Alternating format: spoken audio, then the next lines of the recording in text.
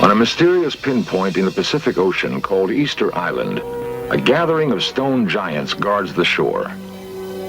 No one knows who carved them, why they exist, or how the 50-ton monsters were put into place. Yet they're here, unexplainable gargantuan pieces in baffling mystery.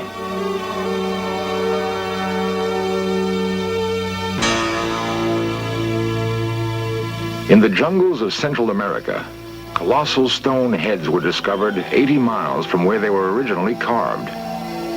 Weighing 100 tons, there is no clue as to how they were transported through dense swamp, nor do we know who moved them to this remote jungle.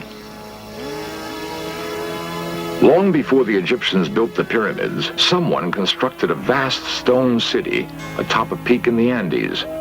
The ruins stand empty and silent. Each carving is a disconnected figure from the past, yet some common origin might join them together. The earth itself bears the portraits of still other giants scratched onto a plateau in California 10,000 years ago. Others were etched with precision into an English hillside long before the building of Stonehenge. The tools to carve and move the giants indicate an advanced technology. There is a place where the knowledge and skills to create the giants may be found: the kingdom of Atlantis. Never before have explorers been so close to finding Atlantis. Never have we possessed as many clues, nor have we been able to bring the detection equipment of modern science to the search. Until now.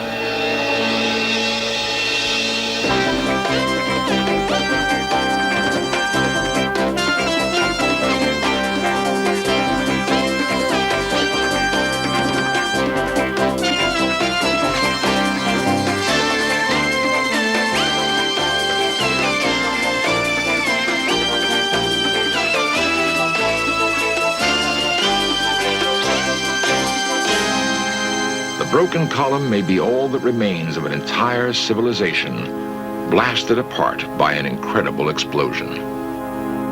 Atlantis.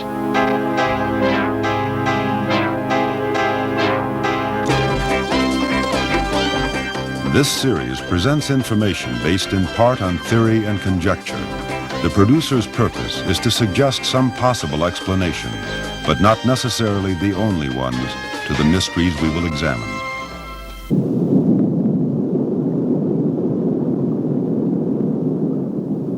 There occurred violent earthquakes and floods, and in a single day and night of misfortune, the island of Atlantis disappeared in the depths of the sea. So wrote the Greek philosopher Plato in the year 421 BC. Since then, adventurers obsessed by the tale of Atlantis have searched for traces of the remains of the fabled kingdom.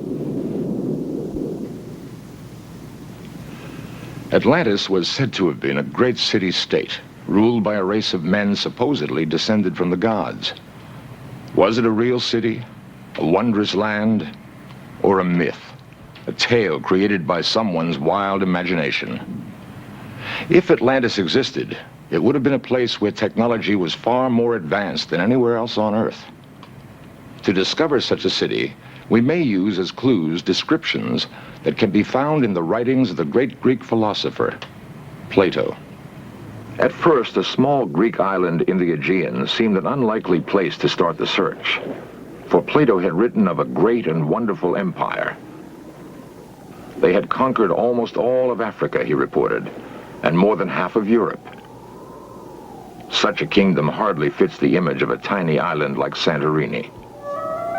In 1966, however, the remains of an ancient building were dug from beneath 250 feet of ash and lava. Its broken walls signaled the first discovery of a great city.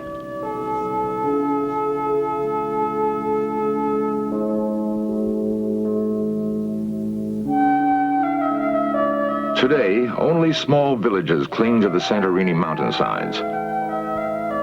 But the island was once a large, circular landmass.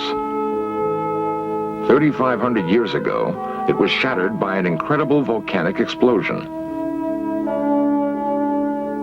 All that remains is a thin crescent of mountain and a sullen, smoldering volcano that erupts at least twice a century. The volcano that destroyed the island Plato knew as Thera may also have hidden all evidence of Atlantis.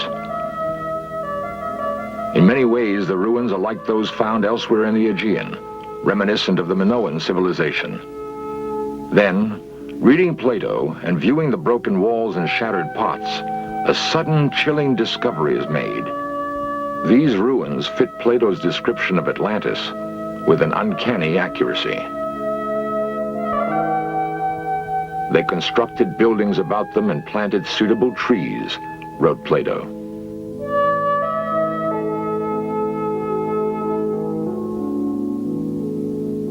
Whatever fragrant things there now are in the earth or woods, or essences which distill from fruit and flower, grew and thrived in that land.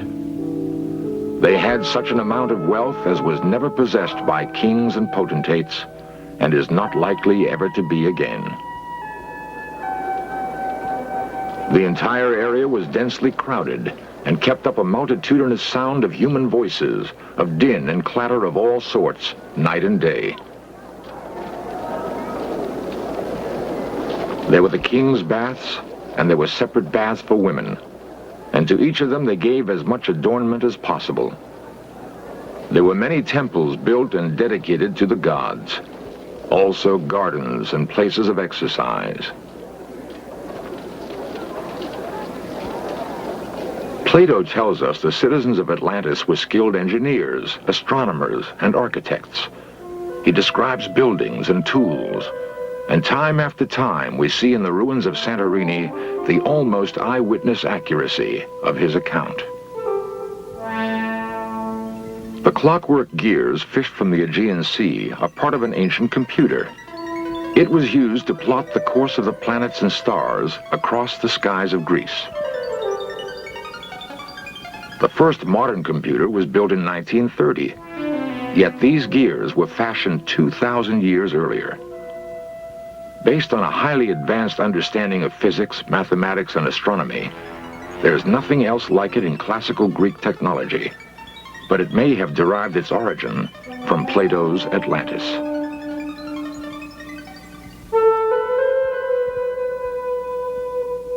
The ruins on Santorini match Plato's description, but one piece of the puzzle refuses to fall into place. Despite the opinion of some experts that here indeed are the remains of Atlantis, Plato himself seems to suggest it lies elsewhere.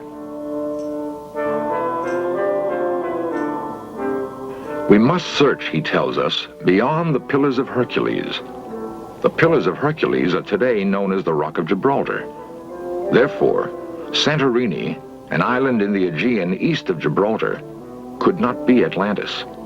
It must lie to the west, in the Atlantic Ocean. In a moment, we shall continue our search for Atlantis beneath the oceans, thousands of miles from Plato's ancient Greece. The geography of the Earth is not constant. Dry land was once covered by ocean. What is now seabed was once mountain and forest. The Atlantic Ocean that now separates the Americas from Europe and Africa is so familiar, it's hard to imagine a time when it was not always there. But once, a great landmass stretched over what is now the Atlantic Ocean, bridging the Mediterranean and the Caribbean. Beneath the surface of both of those seas are the broken remains of ancient cities. They may represent the eastern and western ports of Atlantis. The search for the eastern border of Atlantis begins just beyond Gibraltar in the Spanish city of Cadiz. Once a Phoenician port, Cadiz is among the oldest cities in Europe. Here, Dr. Maxine Asher of the Ancient Mediterranean Research Association met Spanish diver Francisco Salazar Casero.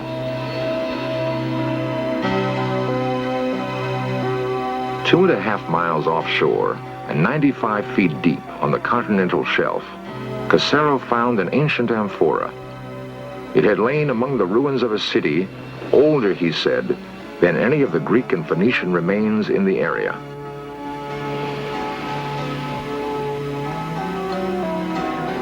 And here, the mystery of Atlantis is complicated by the modern world.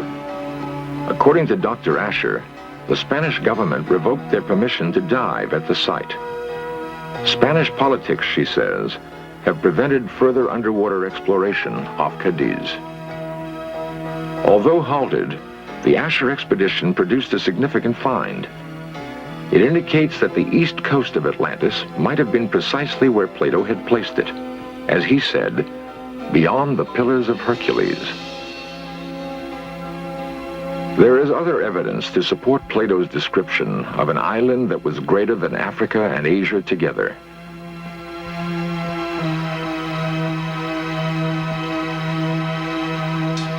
Ancient maps have led geographers to explore the possibility that the Antarctic slowly drifted south in the wake of a massive upheaval. Whatever the reason, we know that once it was part of a much larger landmass. The western edge of that land may lie here, beneath the crystal waters of the Caribbean. The actual discovery, however, is no more astonishing than the man who predicted its very existence.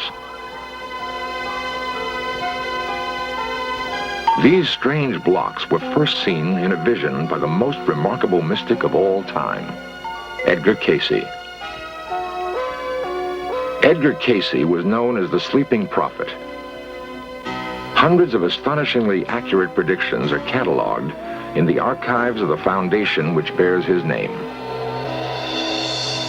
In 1939, Edgar Cayce predicted the end of World War II and his own death. Both events, he said, would take place in 1945. He was right. He foresaw the freedom of India from England, the death of John Kennedy, and a number of geological changes that are still to take place. Edgar Cayce's most remarkable prophecy, however, concerns a lost kingdom. Geological upheavals, he said, would bring about the rediscovery of Atlantis. Cayce saw Atlantis breaking up into 5 islands. The largest he called Poseidia. And Poseidia will be among the first portions of Atlantis to rise again, expected in 68 or 69. That prediction was made in 1940. In 1967, a pilot flying over the Bahamas sighted a rectangular structure beneath the crystal clear waters. It was precisely where Cayce had said Atlantis would be, under the slime of ages of seawater, near what is known as Bimini, off the coast of Florida. And here they lie, huge white blocks chiseled with incredible precision and covering a large area of ocean bottom. No one knows how they got here 35 feet beneath the sea off the coast of Bimini. But here they are found. 2 possible explanations exist. 1, the stones are the remains of a network of paved roads. 2, they are the tops of huge stone walls that once enclosed the palaces of Atlantis.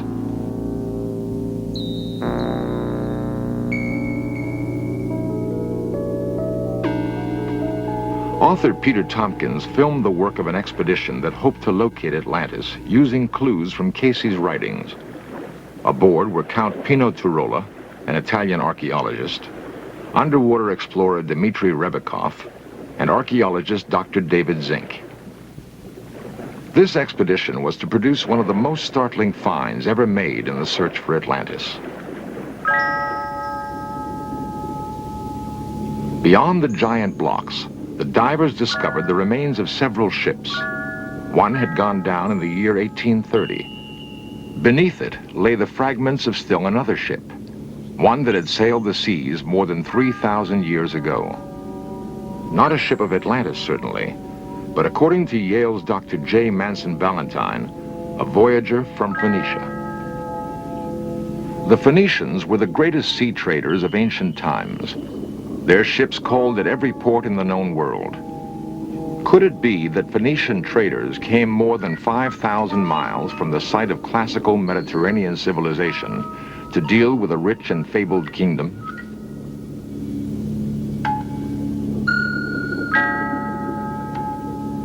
The question posed by the wrecks and the blocks of the Bimini Wall remained unanswered as the expedition continued to explore the waters off Bimini.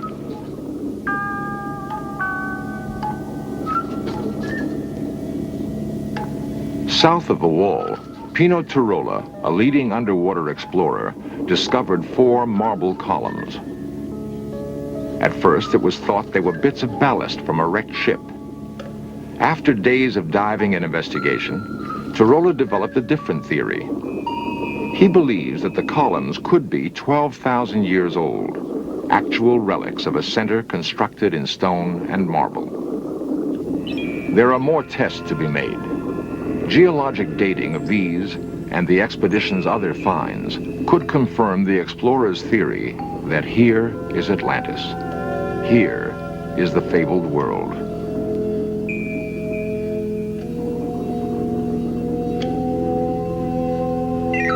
Here, ships may have visited a crowded port. Here, marketplaces may have been filled with the multitudinous sound of human voices that Plato told us about. The din and clatter of all sorts, night and day.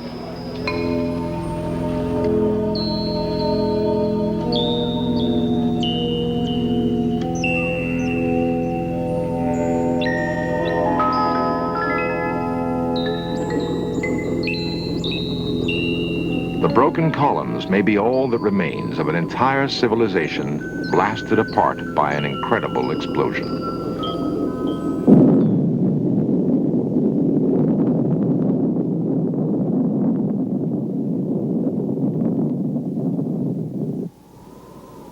At every one of the sites we have investigated, there are artifacts of a remarkable civilization. But nowhere can we find the remains of the people who once lived in Atlantis. Plato may have explained it when he said the people of Atlantis were warned of impending disaster, and they fled. No one has ever investigated this aspect of Plato's account. But if it is correct, the clues to where the Atlanteans went next may be contained in the giant megaliths that guard the lonely outposts of the world. At Easter Island, atop the Andes at Tiahuanaco, in the jungles of Central America at La Venta, we can find the final clues to the mystery. These monoliths may tell us where the refugees, the engineers, astronomers, and architects fled, carrying the technology and culture of Atlantis. If so, we can begin to understand why the great cultures of the past bear such striking similarities. Egypt, one of the greatest of ancient civilizations, is symbolized by its pyramids. So too does the pyramid mark the ruins of this highly advanced Mayan society. There are other similarities. The Egyptian temple of Amen-Ra at Karnak is aligned with the sun. Only at the time of the summer solstice, the sun strikes the central chamber of the temple, known to the ancient Egyptians as the high room of the sun. 8,000 miles away, in the remote peaks of the Andes, the Inca marked the seasonal solstices with this monument. Using almost the same words as the Egyptians, they called it the hitching post of the sun. Perhaps the most remarkable record of the exodus from Atlantis is preserved in the 1,500-year-old pottery of a Peruvian tribe called the Mochica. In their vases and utensils, they depicted Orientals and Negroes, Arabs, Indians, Egyptians, and Greeks, people who might have been known to each other in Atlantis.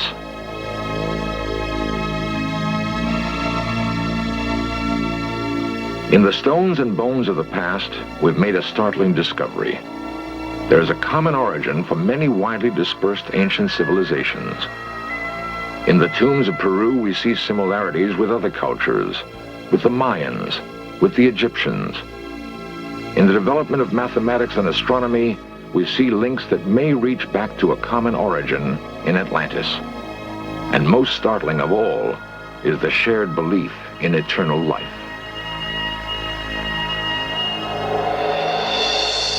In fragrant linen, buried amidst the treasures of their world, they seek the hereafter, guided by their ancestral traditions.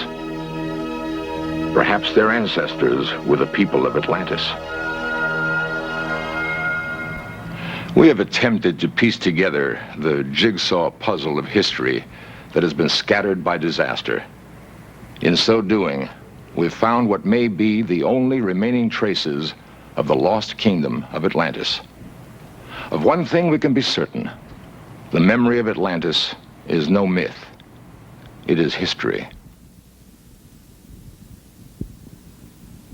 The tale of Atlantis was first told by the priests of Egypt to a Greek poet named Solon. They assured him that the original archive containing the tale of Atlantis still existed. That was 3,000 years ago. In one of his last prophecies, Edgar Cayce said that the archives of Atlantis would one day be revealed in Egypt. Soon, a new expedition will begin the re-exploration of the pyramids of Egypt, searching among the hieroglyphs and tomb paintings for the absolute proof that once, back before the beginnings of history, a marvelously advanced civilization of human beings once ruled the earth from an island continent called Atlantis.